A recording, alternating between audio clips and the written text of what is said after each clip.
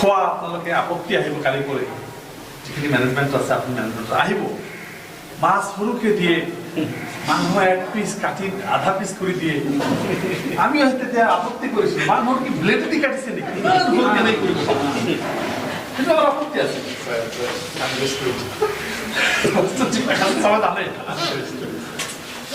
চব্জি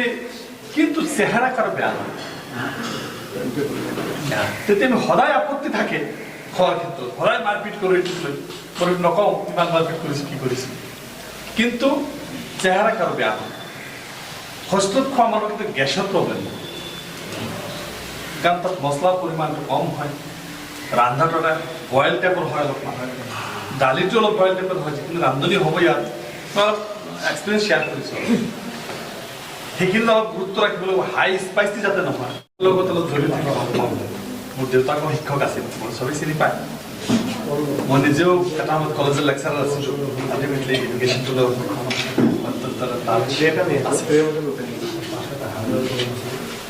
মই ভাবোঁ আমাৰ জিলাৰ কস্তুৰবা গান্ধী আমি ঝাৰডাঙাত কৰি আহিলোঁ সেইটো ৰেচিডেঞ্চিয়েল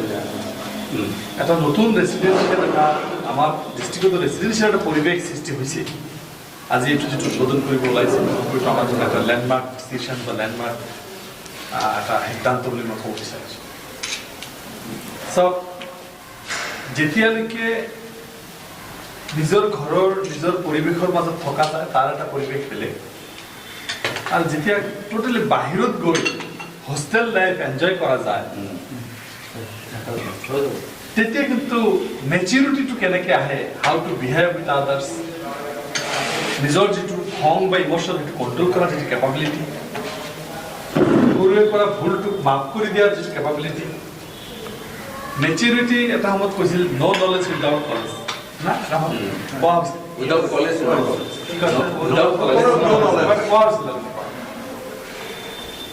মই নিজকে যেতিয়া মেচ লাইফত আছিলোঁ মোৰ জীৱনত 18 বছৰ মই হোষ্টেলত আছোঁ 18 ইয়াৰ্ছ মোৰ মেচিউৰিটি মোৰ হোষ্টেল লাইফত আছে মোৰ মেচিউৰিটি হোষ্টেল লাইফত আছে মোৰ পলিটিকেল যিটো থিংকিং লিডাৰশ্বিপ যিটো কোৱালিটি যিখিনি আছে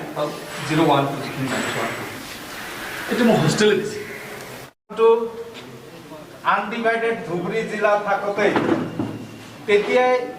এইটো চেংচন হৈছিলে আৰু ধুবুৰী IS-ৰ ফালৰ পৰা এই বিল্ডিংটো চোৱা চিতা কৰি এই বিল্ডিংটো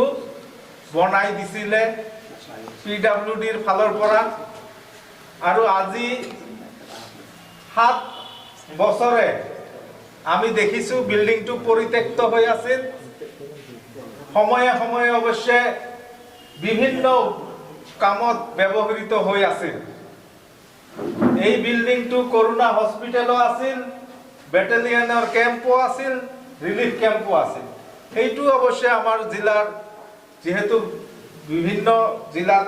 আন্তঃগাঁথনি বিভিন্ন ধৰণে থাকে আমাৰ ইয়াত নাই কাৰণে এইটো ব্যৱহৃত হৈছে এইটো এটা উপকাৰতে লাগিছিল যি নহওক আমি চৰকাৰক যোগাযোগ কৰি লিখা মেলা কৰি আমি এইবেলি এটা এই অনুষ্ঠানটো আৰম্ভণি কৰাৰ কাৰণে এটা নিৰ্দেশ পাইছোঁ এতিয়ালৈকে ফাণ্ড একো দিয়া নাই আমাক 15 আগষ্টৰ ভিতৰত ৰিলিজ কৰিব বুলি কৈছিলে আৰু নিৰ্দেশ মৰ্মে আমাক 1 আগষ্টৰ পৰা এই অনুষ্ঠানটো KGBB 4 JM উচ্চতৰ মাধ্যমিক বিদ্যালয়ৰ যিটো গাৰ্লছ হোষ্টেল এয়া মুকলি কৰাৰ নিৰ্দেশ দিছিলে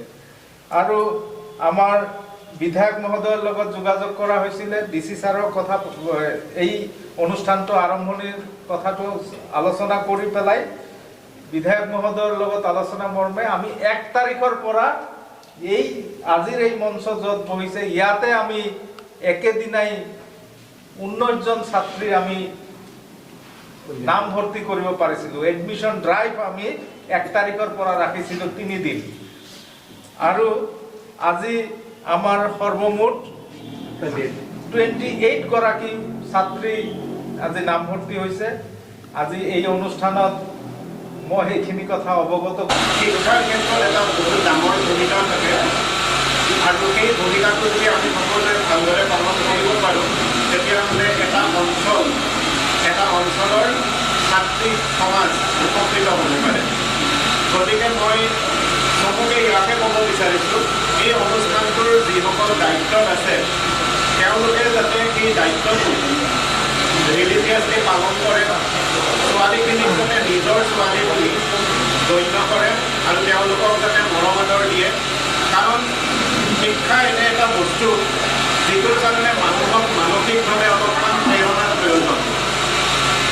আৰু বহুত ক্ষেত্ৰত এনেকুৱা হয় যে উপস্থিত থাকিব পাই মই নিজকে ধন্য মানিছোঁ। এই বিল্ডিংখনৰ ইতিহাস অলৰেডি আলমী ছাৰে কৈ গৈছে, বহুদিন আগতে নিৰ্মাণ হৈছে। তেতিয়া আমাৰ জিলা এডুকেশ্যন ইয়াত অহাই নাই, ধুবুৰীৰ পৰাই কণ্ট্ৰল তেতিয়াই বনাইছে। আৰু তেতিয়া আমি শুনিছিলোঁ JM হায়াৰ ছেকেণ্ডাৰী স্কুলৰ গাৰ্লছ হোষ্টেল, এই 6-7 বছৰ এই হোষ্টেলটো প্ৰত্যেক্ত অৱস্থাত আছিল। ইয়াৰ ভিতৰত তাৰে কোৱাৰ দৰে বিভিন্ন অনুষ্ঠান প্ৰতিষ্ঠান কৰিছিল। যি নহওক, আজি যদি ইয়াত গাৰ্লছ ষ্টুডেণ্ট বেছি থাকিল হয় তেনেহ'লে মোৰ বক্তব্যটো বেলেগ হ'ল হয়। আজি নাৰী শিক্ষাৰ কাৰণে আমাৰ চৰকাৰ কিমান প্ৰচেষ্টা হাতত লৈছে। এই যোৱাকালি আমি ফৰ্ম বিতৰণ কৰিলে আমাৰ MLA সাহেব